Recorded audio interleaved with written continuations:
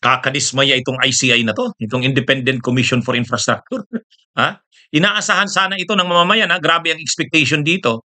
O dahil tinigil na yung Kamara yung pagdinig, yung Senado rin wala na rin, wala na si Lacson. So parang wala ka ng makikitang, maayos pang magiging pagdinig sa Kongreso. Ito na sana sabi ng mga tao, hayaan niyo nandiyan pa naman ang ICI. Ang problema yung ICI din, una sinarado yung pagdinig sa publiko, hindi na transparent.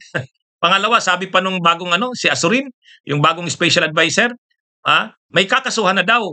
Pero wala daw politiko. Ano pa daw, ano pa lang daw mga kontraktor at mababang officials ng DPWH. Ano ba 'yan? Ah, ano ba 'tong ICI na 'to? Buti na lang nandiyan yung bagong ombudsman, si Rimulya. Ito medyo maganda-gandang tinatakbo. Agad-agad ibinalik ni Boyeng Rimulya yung dating policy na pwedeng tingnan yung mga salin ng mga opisyal ng gobyerno. Binawi yung napakasamang order o patakaran ni Martires. Hmm? At saka binawi rin yung Farmally.